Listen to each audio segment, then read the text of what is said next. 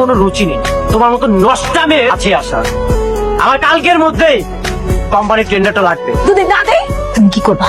কি করব? আমার কোম্পানির টেন্ডারটা চাই মানে চাই। কি বললো তোমার প্রথম স্ত্রী?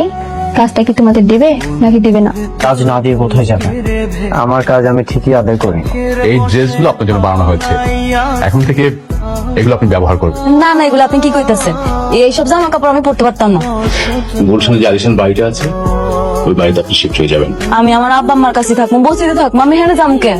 ম্যাডাম, এগুলো সবকিছু আপনার, আপনি হাজার হাজার কোটি টাকার মালিক। মোবিল্ডার্সের এই প্রজেক্টের কাজটা কাকে দিবেন? ও হ, এইটা না আমি ঠিক করে ফেলাইছি। ঠিক করে রেখেছেন? তাকে? আমগো হাউজিং সোসাইটির প্রজেক্টটা ওই লোকটারই দিন। কি বলেন ম্যাডাম? ও তো বেয়াদব একটা ছেলে। আমি তো চিন্তা ভাবনা করেছি যে আমি ওকে এমন শিক্ষা দেবো যে ও কোথাও যেন কাজ না করতে পারে। না না, কাজটা আপনি দেন। এখানে অনেক ঘটনা আছে, আমি আপনার পরে সব খুলে লাগবো। হ্যালো, আমি শালিমার বিল্ডার্সের ম্যানেজার রমজান বলছিলাম। আপনি কি রাতুল সাহেব বলছেন? জি, আমি রাতুল বলছি। আমরা আমাদের নিউ প্রজেক্টের দায়িত্বটা আপনাকে দিতে চাই। কি? আপনি আপনার সমস্ত ডকুমেন্টস নিয়ে আমাদের অফিসে আসেন। হ্যালো, শালিমা বিল্ডার্স থেকে রাতুলকে কল করা হয়েছে। তাদের নিউ প্রজেক্টের দায়িত্ব তারা রাতুলকে দিতে চায়। কি? তুমি কি শিওর? হ্যাঁ, আমি 100% শিওর। কি হয়েছে? মেঘলা রাতুলকে প্রজেক্টটা দিয়ে দিয়েছে। কি? হ্যাঁ, আমি ওকে বারবার বললাম এই প্রজেক্টের জন্য আমাকে দেয়, ও আমাকে দিল না। আমার কোম্পানির টেন্ডার রিজেক্ট করে।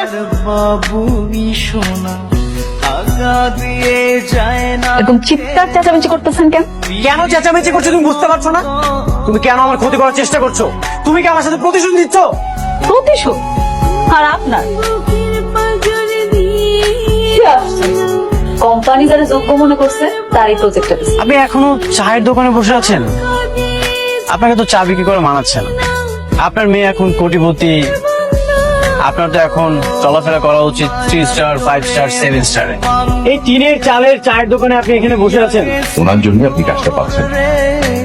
এই ফকিন্ডের বাচ্চারা যে কেন ধন্যবাদ দেব সেটাই তো বুঝতে পারছি না।